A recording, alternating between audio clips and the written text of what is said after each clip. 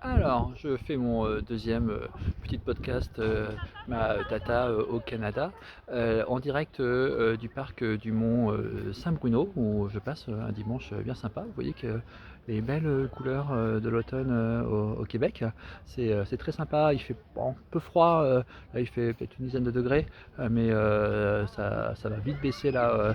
On arrive en novembre, ça va baisser assez fortement. Ce qui est étonnant avec les températures ici, c'est que quand le soleil tombe, en fait, on perd vers 6-7 heures, la température ne chute pas autant qu'en France. Donc c'est assez étonnant. Le moment le plus froid de la journée, c'est plutôt vers 7 heures du matin.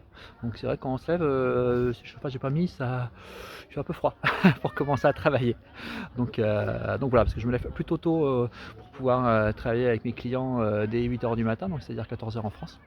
Donc j'ai une bonne hygiène de vie pour l'instant. Et donc au niveau travail, au niveau actualité, au niveau data et analytics, au niveau de l'actualité, j'ai vu qu'il y a les BigQuery Omni qui étaient en train de sortir. Je crois que ça va bientôt sortir vraiment officiellement dans quelques semaines.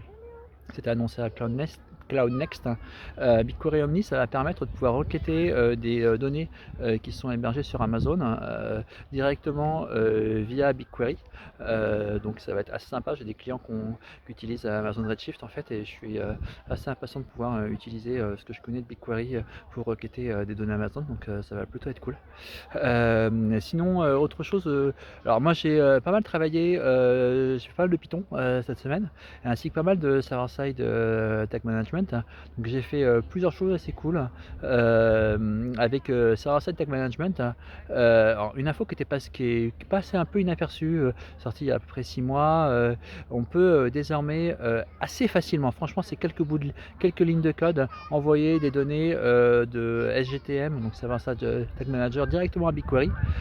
Donc j'utilise notamment pour mesurer des taux de consentement sur des bandeaux cookies en fait, comme pour le coup on peut enregistrer des données brutes sans aucun cookie ni rien, c'est tout à fait compatible RGPD.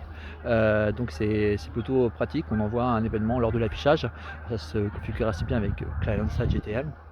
Et après un événement lors de accepter ou refuser, qui permet de créer des taux de consentement, et des taux de consentement qu'on peut regarder par rapport aux résolutions d'écran, par rapport sur le trafic. Donc c'est plutôt sympa. J'écrirai un article, j'espère, un de ces quatre, sur ça.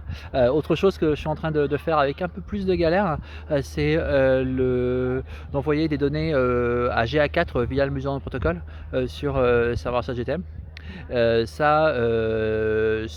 commence à réussir, mais j'ai toujours des problèmes d'encodage ou des problèmes que ça ne marche pas toujours comme je le voudrais.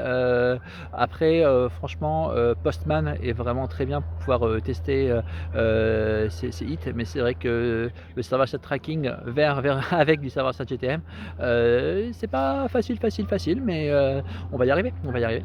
Donc ça, c'est ce que je suis pas mal en train de faire.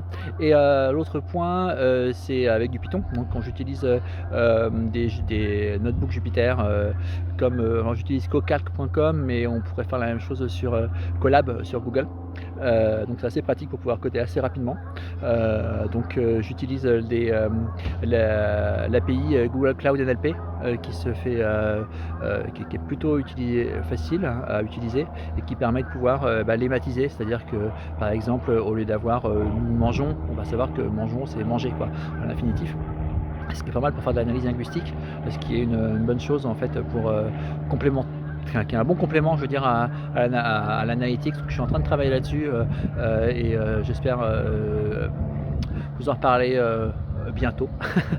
Voilà, donc je fais pas mal d'analyses avec Cloud NLP, et en envoyant évidemment mes résultats en les envoyant directement à BigQuery. Donc c'est plutôt sympa. Donc voilà pour ce petit ma data au Canada. Je vais en refaire un la semaine prochaine, et en attendant, portez-vous bien.